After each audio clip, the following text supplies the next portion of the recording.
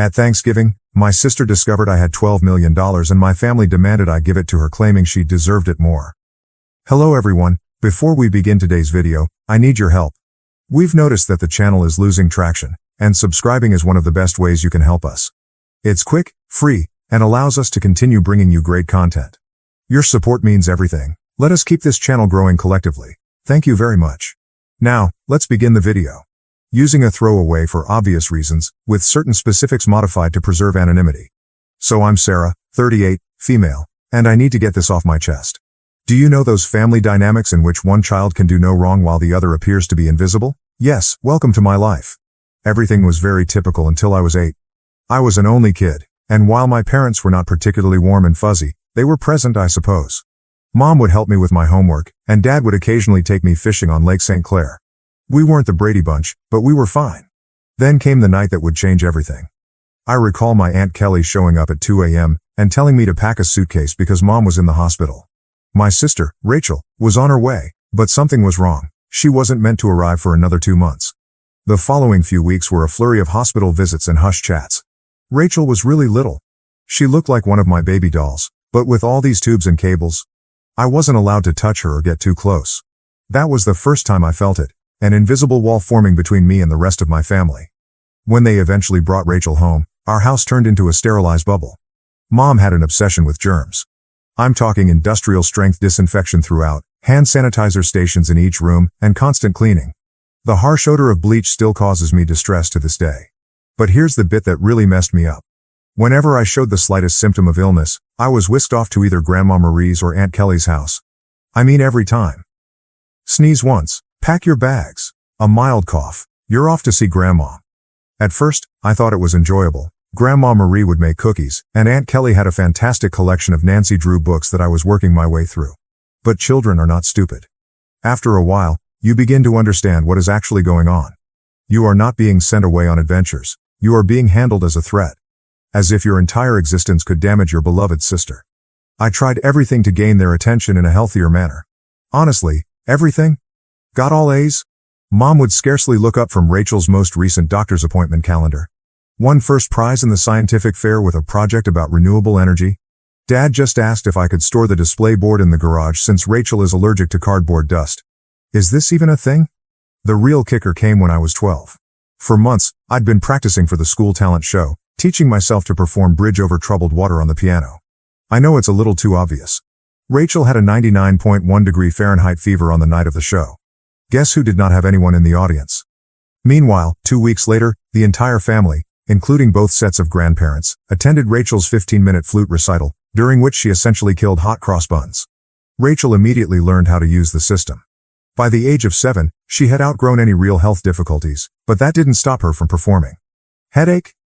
Must remain home from school. Feeling tired? Someone else, guess who, should perform her tasks. Worried about a test? Mom would literally call the school to have the deadline extended. I began spending more and more time in my room, immersed in books about art history and antiques. It's funny how life works out sometimes. My room became my sanctuary, mostly because Rachel claimed she was allergic to my lavender air freshener, so it was the only place she wouldn't go. Do you know what is actually wrong? When she pretended to be sick, a part of me felt grateful. At the very least, I'd be taken to Grandma Marie's, where someone would ask about my day or be interested in what I was about. Grandma was the one who sparked my interest in vintage jewelry. She had an incredible collection of costume pieces that she let me organize and catalog. I suppose I should have regarded it as prophetic. The worst thing wasn't even the clear favoritism. It was how they rewrote history to excuse their actions. Rachel just needs more attention because she had such a rough start. Sarah's always been so independent. Sarah understands that her sister has special needs. Number I did not comprehend. I was a child who didn't understand why having a good immune system made me less deserving of love. Looking back, I can see how these years shaped me. The persistent message that I was somehow unsafe or inconvenient to be around doesn't just go away. But hey, at least it taught me to be self-sufficient. When no one checks your homework or cares about your triumphs, you quickly learn to be your own cheerleader. High school, the majority of people either loved or loathed it. Me, I regarded it as a ticket out. While Rachel was establishing her drama empire in middle school, I was laying the groundwork for my own escape. And let me tell you, nothing inspires you to accomplish more than knowing that no one will do it for you. Remember how I said I spent hours sorting Grandma Marie's jewelry collection? That taught me a valuable lesson: the need for systematic organization and attention to detail. In high school, I approached everything with the same perspective. My desk at home resembled something out of an organization magazine: color-coded notes, meticulously organized study plans, and everything had its place. Rachel teased me about it, calling me Rain Man. Very great, sis. But here's the thing about being invisible: no one is monitoring your failures or successes. So do whatever the heck you want. I joined every club that would not interfere with my part-time employment at Carson's Diner. Thank you to Carol, the owner, for remembering my birthday when my own parents had forgotten. Debate team? Check. Who is the National Honor Society president? Check. Who is the editor-in-chief of the school newspaper? Check. The debate team was when I truly found my voice. There's something quite rewarding about shattering someone's argument while maintaining complete composure. It also taught me how to negotiate, which I didn't realize at the time but would be useful later. I've won states twice. Rachel had major soccer games, therefore my parents were unable to attend both competitions. She was on the C team, did not even play. The game changer the junior year was when things truly became interesting. I took the SAT and received a flawless score. Not like, oh, pretty good, perfect. I mean, perfect. 1600. You know how many people receive that? Less than 1%. I remember staring at the results screen for almost 20 minutes, convinced it was an error. I rushed home to tell my parents. I realized this is stupid. Mom was in the kitchen assisting Rachel with her English homework. The conversation went something like this. My reaction: Mom. Look, I got a perfect SAT score. Mama. That's nice, honey, but can you keep it down?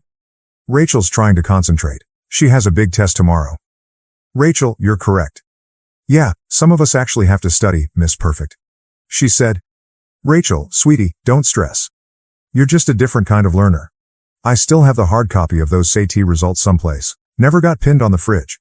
But Rachel's C+ in English? That infant received primo refrigerator real estate, complete with a "we're so proud of you" magnet. College applications. The college application procedure was interesting. I applied to 15 schools without informing anyone. I wrote all of my own essays, gathered my own recommendations, and handled all of the financial assistance paperwork myself. My guidance advisor, Mr. Chen, was the true MVP. My parents were too busy to help me with the FAFSA, so I stayed late after school. Then acceptances began to arrive. Harvard, Yale, Princeton, Michigan, and each one comes with a scholarship offer. I stored them all in a locked box under my bed, knowing what would happen if Rachel discovered them. They'd suddenly shifted their focus entirely to her. But if Sarah goes to Harvard, I'll be all alone. Or some nonsense like that. The day I received my full ride offer from UMich, Rachel joined JV cheerleading. Guess which one was celebrated with a family feast? Hint, I had microwave mac and cheese in my room while they went to Olive Garden. But, you know what? The scholarship was my golden ticket. Tuition, lodging and board are all included, as is a book allowance. I could finally leave that house, where I was either invisible or inconvenient. The day I received my acceptance package, I went to my favorite spot in the local library, a fourth-floor window seat overlooking the park, and grieved for an hour. Not sad tears. There were tears of relief. When I told my parents at supper that I was going to UMich, they were ecstatic. He said, Michigan? But that's so far. What if Rachel needs you? She replied, I hope you're not expecting us to help with expenses. Rachel's cheerleading competitions are very costly. Rachel is crying. Oh my God, finally. Can I have your room? I need space for my TikTok videos. The summer before college I worked double shifts at Carson's Diner to save money. Carol, bless her heart, always gave me additional tips and made sure I got to take home leftover pie at the conclusion of my shifts. She also taught me a vital skill: how to recognize genuine people in a society full of fakes. Baby, she'd tell me, in diners and in life, the ones making the most noise usually have the least to say. Move-in day at Michigan? My folks couldn't attend because, surprise, Rachel had a cheerleading competition. Aunt Kelly drove me instead, helped me set up my dorm room, and gave me a $500 envelope. Your Grandma Marie wanted you to have this, she told me. She's so proud of you. Later, I learned that Grandma had been saving that money from her Social Security checks for months. That first night in my dorm room, I promised myself I was going to create such a wonderful life that being overlooked would be inconceivable. Not for vengeance. Nothing to prove to my family. But what about the 8-year-old girl who used to get sent to Grandma's house for sneezing? College and the beginning of something new. College went by in a flurry of all-nighters, instant ramen, and heavenly independence. I graduated summa cum laude from the University of Michigan. Not that my folks noticed. They were too busy helping Rachel transfer to her third college in 2 years. But this is where the plot takes an unexpected turn. I got an entry-level job at Everett and Phillips Auction House in Detroit. I won't use the real name for obvious reasons, but if you're in the business, you probably know who I'm talking about. A genuine high-end establishment, many old money clients, that type of transaction. I began with their estate sales business, which involved documenting the belongings of wealthy individuals after their deaths. Not exactly glamorous, but it paid the bills. The breakthrough. My first several months were very standard, logging countless china sets, categorizing vintage furniture, and so on. Next followed the Kingston estate. Mrs. Kingston was an elderly widow who had died with no children, leaving behind what everyone assumed was a huge collection of costume jewelry. Rooms filled with the material? This is where those hours at Grandma Marie's came in useful. I'm looking through this stack of jewelry when something catches my attention. It's an Art Deco brooch. Nothing really showy, yet something about it felt different. The weight was unsuitable for costume jewelry. The clasping mechanism was far too complex for a copycat. I believe I spent my whole lunch break that day researching old jewelry markers and signatures. I ended up staying late at the office to use the company's membership to several antique jewelry databases. The more I looked, the more certain I got that this was not costume jewelry. It was the real stuff. Problem was, I was the new girl. Nobody would believe me if I claimed we had a potential treasure on our hands. So I did what the debate team taught me. I meticulously prepared my argument. I spent 2 weeks during lunch breaks and evenings learning everything I could about Art Deco jewelry authentication. I even used some of my pitiful excuse for savings to pay for an online gemology course. Finally mustered the guts to approach my boss, Mr. Harrison. I brought the entire presentation, which included comparative images, historical documentation, and the works. The conversation went something like this. My response: "Sir, I think we might have something significant in the Kingston collection." Harrison, scarcely looking up from his phone, says, "Sarah, we've already cataloged those as costume pieces." You are correct. I know, but look at these maker's marks. They match perfectly with Cartier's 1925 signatures. Harrison, finally paying attention. Where did you learn all of this? My reply was, I did some research. Long story short, the costume brooch sold for $47,000 at auction. It turns out that it was part of a limited collection created for some European set in the 1920s. But here's the real kicker. Harrison started to trust me after that. He began giving me other artifacts to authenticate. Suddenly, my pointless pastime of sorting antique jewels acquired real significance. I devoted myself to learning everything I could about vintage jewelry. I took every online course I could afford. I spent weekends at estate sales, researching items. Even began a small notepad to document various authentication procedures. My apartment looked like a jewelry scholar's fever dream, with walls covered with printouts of vintage hallmarks and certification guidelines. The auction house started getting results. I was discovering important items that others had overlooked, developing contacts with collectors, and knowing the market. My commission checks became larger. For the first time in my life, I was not simply surviving, I was also saving money. Family? Still remarkably uninterested. At Sunday dinners, which I still went to like a fool, the discourse went like this. Mom, Sarah's still at that antique shop, right? This is me. Auction house, and yes. Actually, I just authenticated a rare Tiffany piece. Rachel interrupts. Oh my God, speaking of jewelry. You guys have to see this charm bracelet I bought at the mall. But I didn't care anymore. For once in my life, I had discovered something wholly mine. Something I was actually excellent at. Something unrelated to being Rachel's sister or family disappointment. The Rothschild collection. Then came the Rothschild collection. This was about 2 years into my employment at the auction business. A massive estate. Old money family. There's a lot of buzz in the industry. I was part of the team that cataloged their jewelry collection. And that's when I noticed it. A fairly commonplace Art Nouveau piece that everyone else had missed. I spent 3 days investigating it. I barely slept. It turned out to be a piece from a famous French jeweler's private collection, which was supposed to have been lost during World War II. When it sold at auction for $238,000, Harrison summoned me to his office. I believed I was being promoted. Instead, he said something that completely changed the situation. Sarah, you're wasting your talent here. You should be running your own authentication business. Initially, I shrugged it off. Me? Start a business? With what money? However, the notion took root. I began doing modest freelance authentication projects on the side. Word spread that I had a terrific site. Private collectors began contacting us directly. One night, I was sitting in my modest apartment, surrounded by jewelry manuals and authentication tools that I had gradually accumulated, when I had an epiphany. This is something I could actually do. I could create anything on my own. So I did what any reasonable person would do. I took out a large debt against my car. I emptied my savings account. I rented a small office space in a less desirable area of town. People believed I was insane. Perhaps I was. I transformed a storage room above a Chinese restaurant that was about the size of a college dorm room. The rent was low because it always smelled like Kung Pao chicken, and the Wi-Fi only functioned if you sat in the corner by the window. But it was mine. The struggle. The first few months were interesting, and by interesting, I mean scary. I'd awaken at 4 a.m. with cold sweats, calculating how many months till my savings ran out. Loan payments felt like a rope around my neck. My office furnishings comprised of, I purchased a card table from Goodwill. A chair I literally found on the curb. Don't worry, it was thoroughly cleaned. However, in the world of high-end jewelry, reputation and contacts are everything. And my experience at the auction house provided me with both.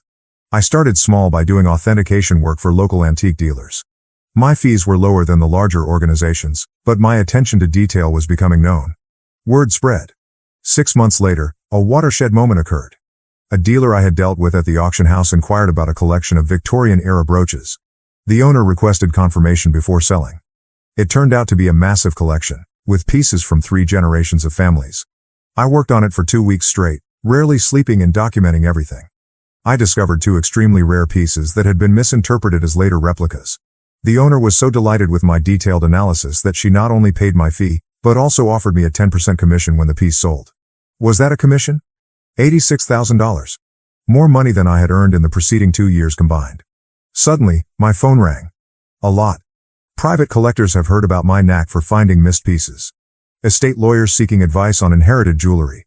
Even my previous auction house began sending me authentication work. I'm quite sure Harrison was secretly helping spread the news. Thanks, boss. Scaling up. By year 2, I'd hired my first employee, Jenny, a fresh gemology graduate who reminded me much too much of myself at that age. She was extremely intelligent, yet she was neglected since she was quiet. She is now my head of authentication and is well worth her weight in gold. The firm expanded quicker than I could have predicted.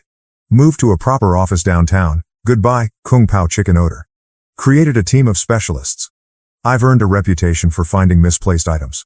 You wouldn't believe how many important historical jewelry items get misinterpreted as costume jewelry in people's attics. Keeping it secret from my family. However, success came with its own set of obstacles. The bigger we became, the harder it became to keep it a secret from my family. They still thought I worked in an antique shop. Rachel would make these sarcastic remarks during family dinners. Rachel asks, Sarah, I have some old jewelry I was going to donate to Goodwill.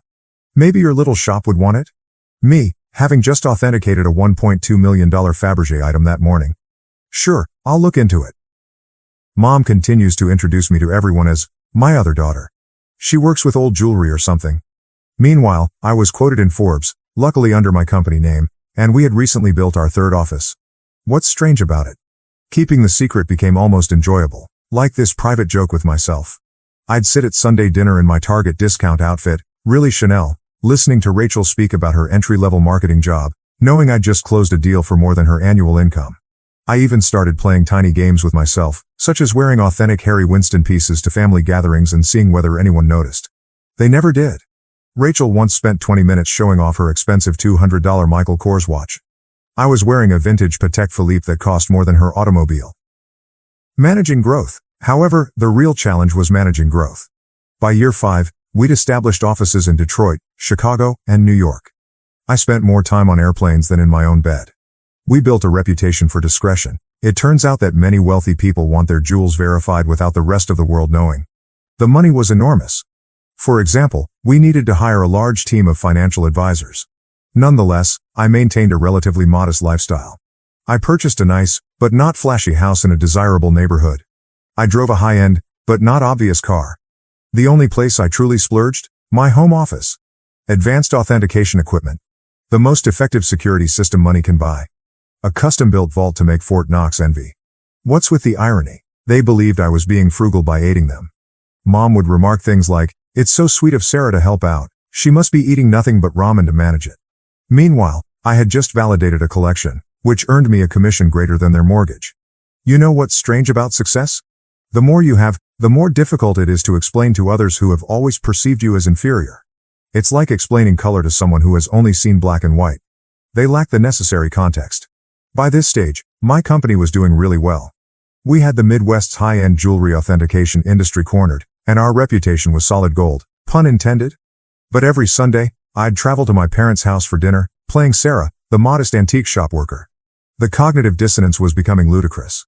I'd spend my mornings on conference calls with Dubai collectors, my afternoons authenticating million-dollar pieces, and my evenings at my parents' house in carefully chosen normal clothes, eating Mom's overcooked pot roast while Rachel dominated the conversation with stories about her latest marketing triumph.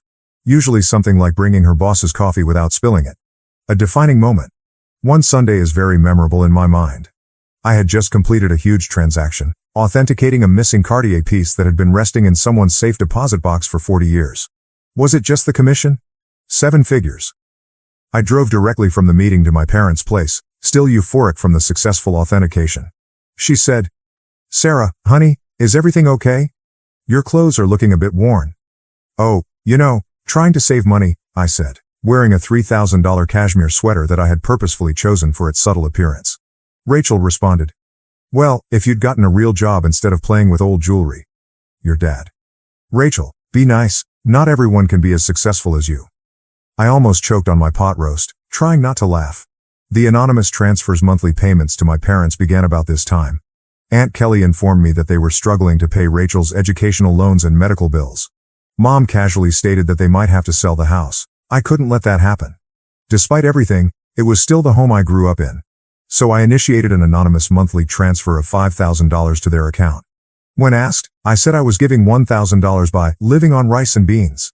They imagined the rest came from Aunt Kelly or another family. Rachel, of course, claimed responsibility for inspiring family members to help. Watching Rachel spend my money. The money was helpful, but it also had unexpected consequences. My parents began treating me with a strange combination of sorrow and patronizing pride. As if I were some kind of noble poverty case, sacrificing everything to support the family. Meanwhile, Rachel's spending became more extravagant. She'd arrive for dinner with new expensive bags, claiming they were outlet finds. They weren't. I can recognize a genuine Gucci at 20 paces. She began taking extravagant vacations and bragging on Instagram about her fortunate life. I'm very convinced she used my support money for shopping sprees. However, I remained silent. The irony was simply wonderful. The MBA drama. Then came the college fund drama. Rachel revealed that she wants to return to school for her MBA. Another private university, of course. Only the best for the golden child. Mom contacted me in tears, explaining how they couldn't afford it. I say, maybe Rachel could look at state schools? They have good programs too. My mother. Oh honey, you don't understand? Your sister needs to maintain certain standards. But, speaking of assisting, may I increase my monthly contribution for a few years? I increased it to $7,000 per month. My accounts were unaffected. But witnessing them compliment Rachel for taking initiative with her education, while presuming I was living on ramen to help out, that stung a little. The actual kicker?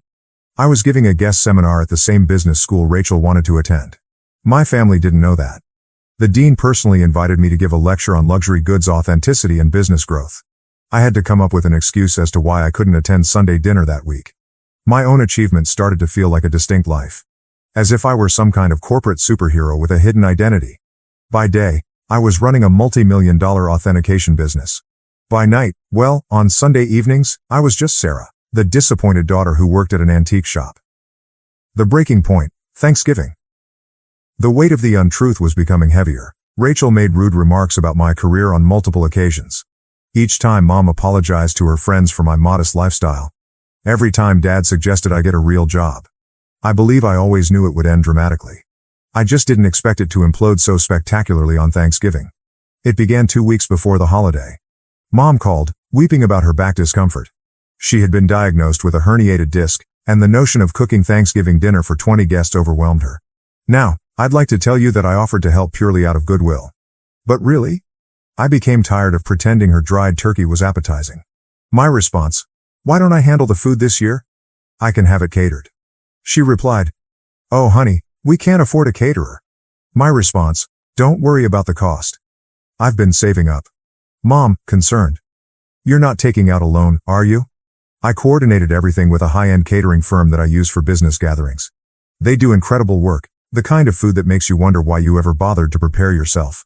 It cost more than my folks thought I earned in 2 months, but whatever. Thanksgiving morning dawned, and I was feeling quite good. I had my laptop with me because I needed to monitor a major online auction in Hong Kong. This magnificent Art Nouveau necklace was for sale, and I had a customer who was interested in authentication if they won the bid. The lunch arrived on schedule, and everything was properly prepared. Rachel, of course, had to respond. Rachel inquired. Store-bought stuffing? Really, Sarah, Mom's is so much better. This is from the girl who once set off the smoke alarm while making toast. Mom was apologizing to everyone for not cooking herself, but you could tell they were enjoying the meal. Rachel shut up after tasting the maple-glazed Brussels sprouts, which, by the way, cost more per plate than her weekly grocery budget. I stepped away from supper and dessert to check my laptop. The auction was getting intriguing, and I needed to be prepared in case my client won. I set up in my old bedroom, which Mom had kept the same since high school. In the meantime, Rachel's room had undergone 3 renovations. That's when everything went wrong. I had left my authentication program running, with many tabs open that displayed various accounts and current agreements. Rachel came in without knocking, some things never change, to borrow my phone charger. She saw my laptop screen and realized this was her chance to finally expose how pathetic her older sister was. Rachel, smirking. Let's show everyone what Sarah's really been up to. Before I could stop her, she took my laptop and walked into the dining room. The big reveal: picture this, 20 people, including aunts, uncles, cousins, and my parents, filled with gourmet turkey and half drunk on pricey wine, which they mistook for Trader Joe's. Rachel's reaction. Time to see what kind of important work Sarah's doing on Thanksgiving. She flipped the laptop around triumphantly, apparently intending to disgrace me with whatever minor antique transactions she assumed I was working on. The room went completely silent. Like, you could hear the fancy clock I got Mom for Christmas ticking silently. She believed it was a reproduction. My screen displayed, current account balance, $12.4 million, pending authentication contract, $485,000. Recent transaction, $1.2 million, Hong Kong auction, company's quarterly profit report, $4.2 million. Rachel's face shifted through 5 different emotions in 3 seconds. The final one landed somewhere between astonishment and nausea. She actually swayed slightly on her feet. Rachel whispers, "This cannot be right." She said. Rachel, honey, what is it? Rachel, voice cracking. She's rich. Sarah's rich. Chaos ensues. If it was possible, the hush deepened even farther. Then Mom began giggling, like, really laughing. She said, "Don't be silly. Sarah works at that little antique shop." I rose up carefully, straightening out my basic cashmere sweater, which cost more than their monthly mortgage. Me? Yes. Actually, Mom, I own one of the largest jewelry authentication companies in the country. For years. Those antique shop comments? I authenticate pieces worth millions. That little business you never asked about? It has offices in 3 cities. Dad choked on the liquor. Aunt Kelly dropped her fork. Uncle Mike began coughing terribly. Then Mom's laughing transformed into something else. Her face turned red, then purple. She stood up so quickly that her chair tumbled over. Mom screams, "You have millions, and you let us struggle?" My response. "Struggle? I send you $7,000 every month." She replied. "While sitting on millions? Your sister has student loans." So there it was. Instead, congratulations. Not, "Wow, we're so proud." Just outraged that I hadn't given them more money. Rachel began to cry. Surprising, I know. Sobbing about how she deserved to know, and how I had betrayed the family. Dad joined in. My dad. "How could you be so selfish? We're your parents. We raised you." That was when I lost it. Years of being disregarded. Years of dismissal. Years of being considered as a family disappointment. Everything poured forth. My response. Raised me? You shipped me off to grandma's every time I sneezed. You missed every achievement, every award, every milestone, because Rachel might feel left out. You never saved a penny for my college but took out loans for her private school. And now, you're mad that I built something for myself. The following 5 minutes were chaotic. Mom screamed about family obligations. Dad is yelling about ungrateful children. Rachel alternated between sobbing and demanding to know just how much money I had. Meanwhile, the fancy catering team attempted to serve dessert while seeming exceedingly uncomfortable. I grabbed my laptop, took my Hermes bag, which Mom had previously commended as a nice replica, and walked out. Behind me, I could hear Mom discussing how to spend my money, Something about Rachel's MBA and a new car. As I went home in my sensible automobile, a limited edition BMW, my phone started filling up with texts. The family group chat burst. Rachel began posting on Facebook about hidden family wealth and selfish siblings. The aftermath. The days after Thanksgiving were like watching a cyclone hit in slow motion. Except that the hurricane represented my family and the debris symbolized my sanity. Let's start with SMS messaging. Within 1 hour of leaving supper, my phone had 47 missed calls. More than 200 messages. Mom followed this intriguing progression. 7:42 p.m. How dare you walk out on family? 8:15 p.m. We need to talk about this like adults. 9:03 p.m. Your sister deserves a share of your success. 10:30 p.m. I've already called a realtor about houses in better neighborhoods. 11:45 p.m. Why aren't you answering? This is your mother. Meanwhile, Rachel had become a full-fledged social media fighter. Rachel, on the other hand, had fully embraced social networking. She wrote an enormous rant on Facebook about how her millionaire sister had been hoarding wealth while watching her beloved family struggle. The comment section was insane. Distant cousins and former high school classmates, whom I hadn't spoken to in years, suddenly formed strong ideas about my moral character. But this is the bit that really grabbed me. Rachel actually posted, all those years of me trying to help Sarah's career, giving her advice about moving up from that little antique shop, and she was secretly wealthy. The betrayal hurt so much I nearly threw my phone across the room. What was the only career advice she ever gave me? I suggest I try selling jewelry on Etsy. If you're unfamiliar with the term, flying monkeys occur when toxic family members send others to guilt trip you.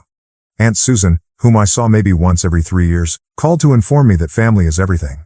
Uncle Bob, who I'm pretty sure still believes I'm 12, emailed me a lengthy lecture on the importance of sharing wealth. Even my third cousin's wife's sister, how did she acquire my number, felt compelled to express her thoughts on family obligation. But the real fun began when they arrived at my workplace. I arrived in on Monday morning to find Mom, Dad, and Rachel sitting in our reception area. They informed Jenny, my receptionist, that they had an appointment for authenticating services. Rachel clutched her Michael Kors bag as if it was genuinely worth something. The conversation went about as well as one would expect. Your mother. We've discussed it as a family. I said. A family discussion, without the family member you're discussing. Mom, ignoring me. And we think it's only fair that you set up trust funds for everyone. Rachel responds. I need at least $2 million to start my new life properly. Dad said. And your mother and I would like to retire. We're thinking a beach house in Florida. This is me.